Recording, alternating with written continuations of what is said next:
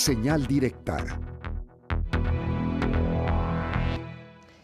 Dando continuidad a este sexto Congreso Internacional en materia de Derechos Humanos y Derecho Internacional Humanitario que organiza la Universidad de Guadalajara, saludamos con mucho gusto aquí en foro a Alejandrina María José Sanabria Córdoba. Ella es de El Salvador, es especialista en geopolítica, defensa hemisférica, crimen organizado y derechos humanos. Bienvenida, ¿cómo está? Muy buenas tardes. Muchas gracias, muchísimas gracias por la invitación.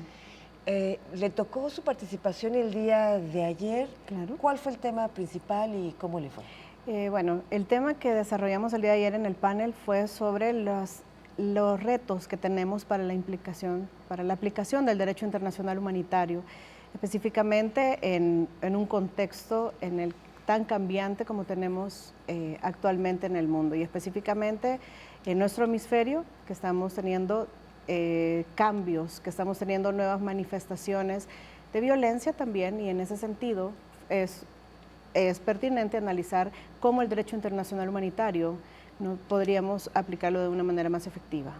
Y efectivamente, ¿cuáles serán los principales desafíos del derecho internacional humanitario en lo que vemos que está ocurriendo en el mundo? Por ejemplo, conflictos, Israel y Gaza, Rusia, Ucrania y demás. Bueno, definitivamente creo que de los retos principales es cómo los países nos vamos a preparar para la utilización de nuevas tecnologías en los diferentes conflictos que tenemos, pero también otra parte importante es cómo la voluntad política puede llevarnos a tener una efectividad en la aplicación del derecho internacional humanitario, pero sobre todo creo que esos son los dos retos más importantes de la actualidad que tenemos.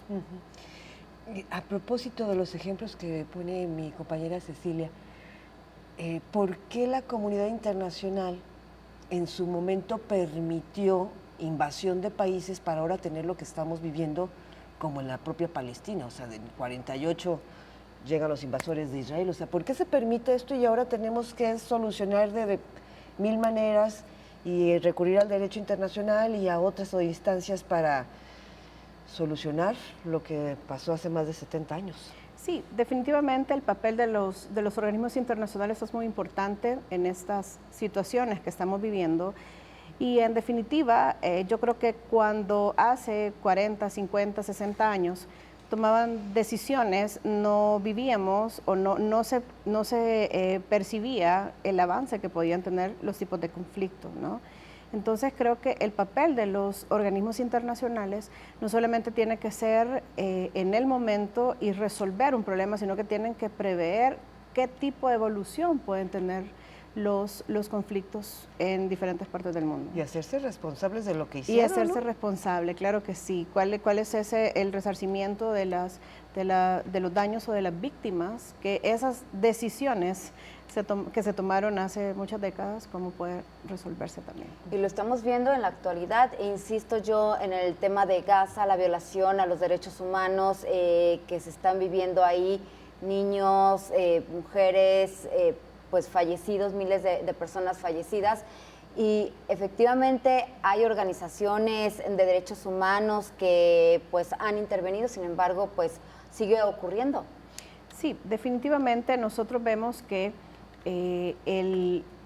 la necesidad que tenemos de proteger a las víctimas de los conflictos, que yo creo que también se necesita una acción más estratégica y más como unas acciones más contundentes para poder brindar la atención a las víctimas de los conflictos, definitivamente. ¿Y cómo se pueden hacer esas acciones? O sea, dentro del derecho internacional, claro, sí están incluidas.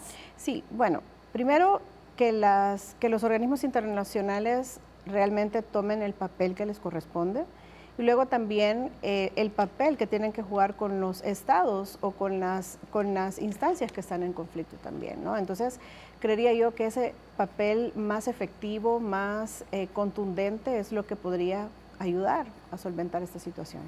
El papel que les corresponde incluso hacer hasta modificaciones a sus estatutos, porque claro, tenemos una ONU que no puede parar conflictos, porque sí, dos sujetos Claro. dos países, o mejor dicho, dos países, con su derecho a voz y voto dicen esto no va. ¿Cómo poder solucionar esto Sí. para que la ONU tenga precisamente el papel que le debe de tocar y corresponder? Sí, yo creo que los organismos internacionales o esos organismos supranacionales deberían de actualizar, porque muchos de nuestros organismos están funcionando como en los años 40, 50, 60, y usted sabe que hemos evolucionado en el mundo y por ende tendríamos que tener organizaciones que estén acorde a nuestra nueva realidad mundial. Definitivamente. Y hablando de estas nuevas realidades, bueno, lo vemos aquí, sobre todo en nuestro continente, de manera muy cercana, la migración forzada. Muchos dicen, es que ¿para qué se van a otros países? Pues la migración es por necesidad, por cuestiones armadas, conflictos armados, violencia y demás. ¿Cómo se aplica aquí el derecho internacional y el derecho humanitario en cuanto a las migraciones forzadas y nosotros que vivimos en un país que ha sido de paso y ahora ya pues se quedan aquí? ¿Cómo podemos apoyar esta situación? Bueno, el tema de la migración forzada, bueno, ustedes acá en México lo viven más latentemente con la gente que quiere transitar hacia el norte. Y yo creo que el derecho internacional humanitario tiene una parte importante referente a, bueno, no vamos a solucionar los problemas que tienen en sus países de origen, pero sí podemos mejorar sus condiciones mientras toman este tipo de decisiones, ¿no? Nosotros creemos de que el tema de la migración forzada es un tema más estratégico, más que solo solucionar un problema de tránsito, es un problema de origen, ¿no? Entonces, ese problema de origen es el que creo que también debe de asegurar que las personas puedan tener su protección y por esas decisiones que han tomado. Maestra, usted tiene muchas especialidades y centrada todavía en tema de derechos humanos, agarremos tres botones. ¿Qué le puede decir a la audiencia de los derechos humanos en su país, Claro. El Salvador, del nuestro y de Estados Unidos, para hablar del mismo continente? Ok. Bueno, hablando un poco de la condición o la situación del Salvador, nosotros actualmente hemos tenido una política de seguridad bastante contundente que ha tratado de controlar los efectos del crimen. Y en esta situación nosotros podemos ver que, bueno, se ha criticado algunas decisiones que se han tomado y pues es un compromiso del Estado también que tiene que respetar los derechos humanos, promover el respeto a los derechos humanos, pero sobre todo respetar, que sus funcionarios respeten, ¿no? En el caso de México, yo creo que tiene que avanzar bastante con la promoción de sus funcionarios, que tienen que ser los fieles cumplidores de las reglas, pero sobre todo velar por la situación o la condición de la población. Y en el caso de Estados Unidos, creo que es bastante importante reconocer que para Estados Unidos, los que son de Estados Unidos le respetan absolutamente todos sus derechos, pero quienes no son de Estados Unidos, entonces esa diferencia, o sea, esa brecha entre la diferencia entre los que sí son de Estados Unidos y los que no son de Estados Unidos, creo que es una de las cuestiones que hay que poner un poco más de atención también. Maestra, dentro de pues bueno, esta plática que tuvo el día de ayer en el marco de este congreso y en pleno 2025, la utilización de la inteligencia artificial pues ya es cotidiana, es una herramienta muy poderosa, sin embargo, si no la utilizamos de una manera ética y jurídica correctamente, puede generar violaciones a los derechos humanos y al derecho internacional. ¿De qué manera? ¿Nos puede dar algunos ejemplos y explicarnos cómo? Claro, bueno, creo que, como les mencionaba, el mundo ha evolucionado. Ya no solamente se hace guerra entre dos partes en conflicto con armamento, sino que ya tenemos utilización de inteligencia artificial para poder hacer otros métodos, por medio de otros métodos la guerra. Entonces, como parte del derecho internacional humanitario y como lo que mencionábamos antes, creo que esta evolución que tenemos que hacer también tiene que dar ese salto de, bueno, sí, no tengo un combatiente a quien yo puedo identificar físicamente, pero sí tengo que saber que las consecuencias de las acciones tomadas y con la utilización de inteligencia artificial es lo que nosotros tenemos que proteger, ¿verdad? Entonces creo que es importante reconocer que estamos en un mundo totalmente moderno, en un mundo donde la utilización de la inteligencia artificial no debe de únicamente pensarse, bueno, es para quienes manejan sistemas o para quienes manejan esta inteligencia artificial, sino más bien cuál es la consecuencia que tienen las víctimas por esas nuevas formas de hacer. Veíamos esta semana el caso de Venezuela con Estados Unidos, en donde sale el presidente Donald Trump y dice que acaba de hundir un bote con supuestamente personas, así es, terroristas y demás. Después sale el presidente de Venezuela y dice que no es cierto, que todo fue en base a inteligencia artificial, además de otros videos también que han salido en la cuestión entre Rusia y Ucrania. Claro.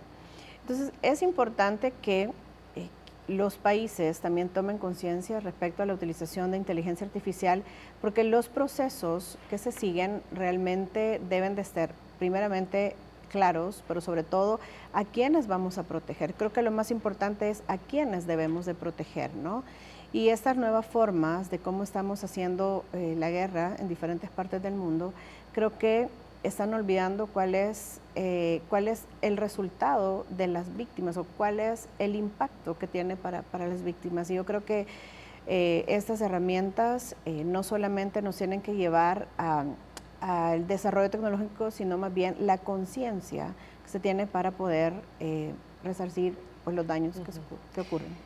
Le agradecemos mucho que esté aquí con nosotros. A mí me parece, a ver si está de acuerdo, que aunque cambien los métodos para hacer guerras, el fin de quienes promueven la guerra es el mismo de hace miles de años: apoderarse de sus territorios, de sus recursos naturales, de despojar a la población y un largo etcétera, aunque sea con inteligencia artificial. Claro. Sí, el objetivo prácticamente es el mismo, los métodos son los que han cambiado. Las víctimas siguen siendo las mismas también. Entonces, hasta para hacer golpes de Estado. Claro, entonces tenemos que ver pues, qué es lo que se hace con las víctimas. Bien, qué gusto tenerla aquí. Muchísimas gracias. Gracias. Muchas gracias. Momento de hacer una breve pausa. Avanzamos con más información. Antes de la pausa le comentamos que bueno, ya se encuentra bajo custodia el supuesto agresor serial de Zapopan.